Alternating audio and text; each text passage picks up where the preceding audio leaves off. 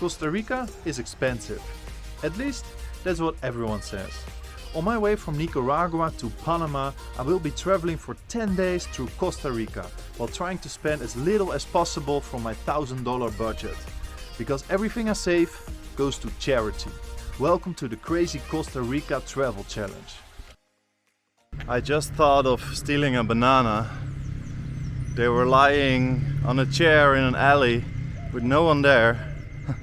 I didn't though, but I'm starting to grow a bit hungry here, to be honest. And I cannot even imagine, you know, how people in Africa starving to death must be having it. It's terrible. I do though start to get a little idea of, you know, how criminality works, because people don't eat, people start to get desperate, people start to do crazy things. Hola Pedro. ¿Cómo estás? Bien, bien, ¿y tú? Gusto saludarte, Pedro. Roberto, con gusto.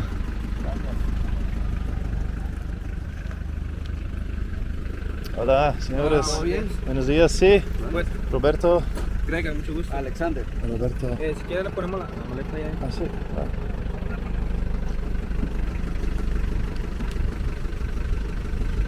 Si quieres, voy adelante. Ah, sí, gracias.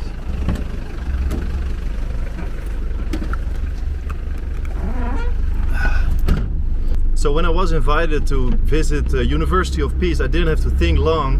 The only thing was how to get there. From my couchsurfing host Jeremy, it was about 26 kilometers. So it was either hiking or hitchhiking, but that's pretty difficult inside the city. But thank God for my contact Gail for having my back and sending a driver to my rescue. Right, Pedro? So I made it to the University of Peace and I'm here with Gail. And Gail is the founder of the Costa Rica Humanitarian Foundation. It's the organization who I'm sponsoring with this crazy Costa Rica travel challenge. And so far I haven't spent nothing in 5 days. Gail, what do you make of that? Yeah, it can be done. It can be done. It depends on the good heart of a lot of people, I think. You know, like people are very generous in Costa Rica. Mm-hmm. So it's working out for you. You got me covered for a couple more days, right? I got you covered for a couple more days, yes. All right, that's great, that's great. And we're here at a special celebration as well. Mm-hmm. Can you tell us a little bit, what are we celebrating here today? So this is a celebration to honor Dr. Robert Mueller. He was a UN sub-secretary and he was a survivor of World War II, and he was quite a well-loved statesman and visionary about how to find peace and how to find happiness. He helped to found the University for Peace, and this would be, I believe it's his 100th birthday. So walking up here on the campus of the University of Peace, seeing all the flags over there. Hola, buenos dias. Hey, how's it going? I'm good, man. How are you? Doing well. Are you a student here? I'm here for the summit. It's a happiness conference. And where are you from? I'm from Costa Rica. I actually Costa live Rica. like 10 minutes from here. Where are you from? Netherlands. Oh, nice. Where Yeah. exactly? Amsterdam. Okay. Really special vibe here. Yeah. Yes, Yeah, it's for very sure. cool. A lot of people from a lot of different places, like yourself. Exactly, yeah. Makes interesting chemistry. Yes. All right. I wish you a happy celebration, happy weekend. You too. Thank you. We can go this way. Thank you. What's your name? Juan Jose or JJ? Nice to meet you, Yeah. JJ. My name's Rob. Nice to meet you, Rob. Nice to meet you. Where are you from? I'm Costa Rican. Costa Rican. Yes, So yes. cool. And you work here? Yes, I'm a legal advisor from the university. How is it to work on the University of Peace? To be honest, I love it, really. It's a great vibe just walking here. I mean, I'm Zen, just walking around here in the nature as well. It's a Exactly. beautiful setting. Yeah, right? I mean, it's really peaceful to be here. Do Really. they meditations here? Yes, Makes and sense. we actually even have a Would be a meditation waste room. not to do it here. Yeah, exactly. This is the classroom where the... All right, thank you so much, JJ. Thank you. Have a good one. You too. This is my dog Panja. Yeah. But let's not fuss over technicals.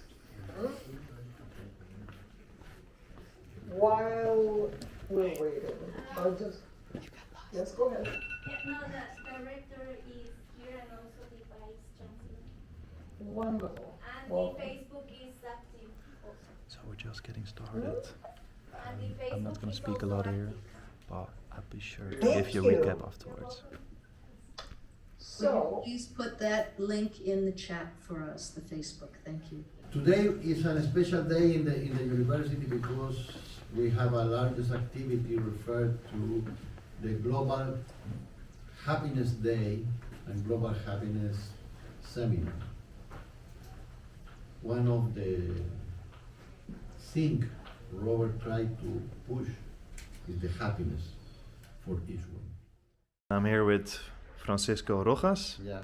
one of the speakers of the event, and I ask you if it will be alright to ask you some questions. Thank you for taking the time for me as well. You spoke about peace, happiness, beautiful constructs, struggle as well.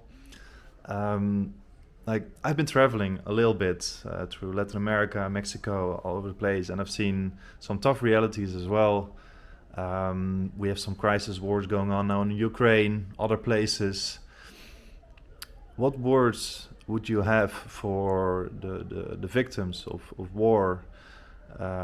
For instance, in Ukraine, what would you say to them? Well, I suppose it has different situations in war in different parts of the world.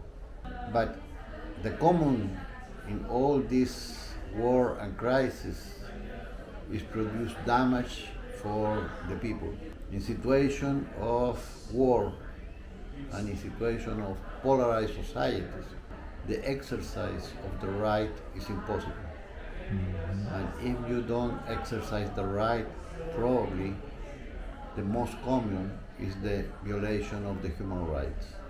Development and reinforce multilateralism and the role of the United Nations, create more opportunities for development, take care for the poorest and the less developed countries and the people, and promote stability for peace.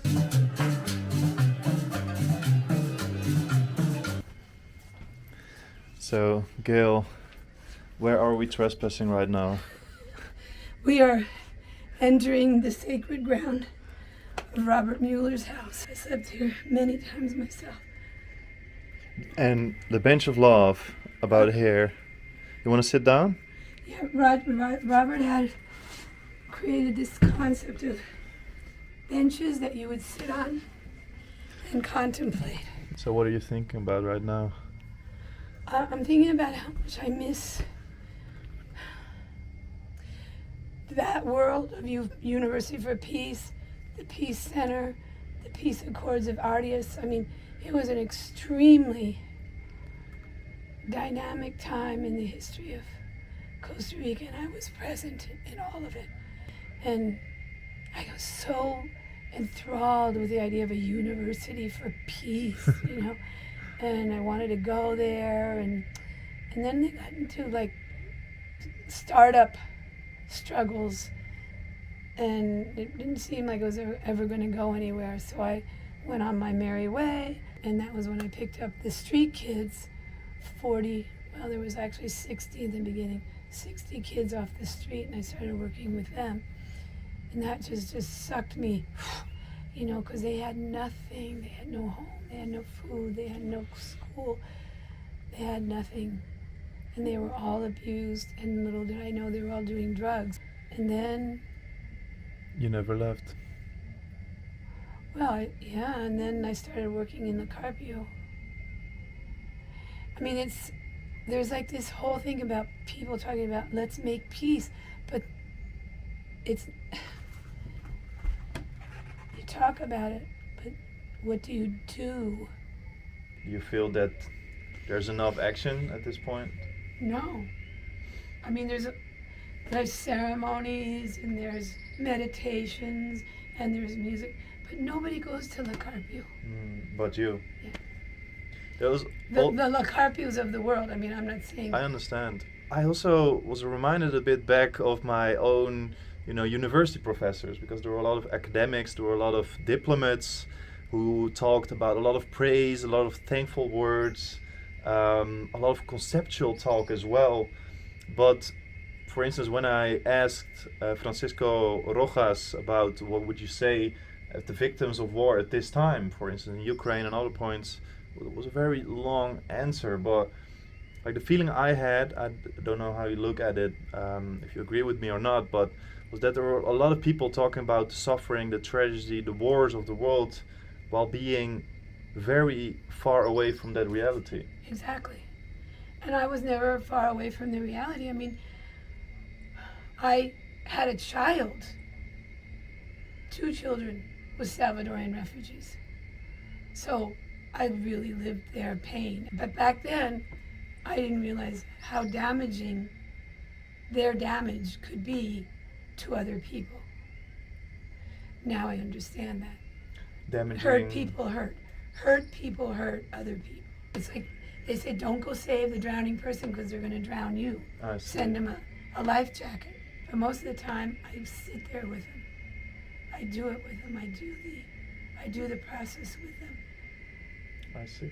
So I think this is the way to go, you know, standing next to the people by understanding them.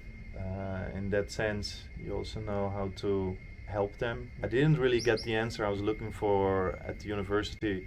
Let me ask you this question. What do you think is needed for peace, for achieving peace, and make that as practical as possible, please? Food, shelter, healthcare, education, business startups, empathy, compassion. It's a spiral. It's not a stepladder. If we could just stop spending money on bombs to shoot down weather balloons or fighter jets, you know, the money has to be reinvested in a different way. But if we wait for the government to do it, it'll never happen. Thank you very much, Gail, and Okay. I think a great example to follow.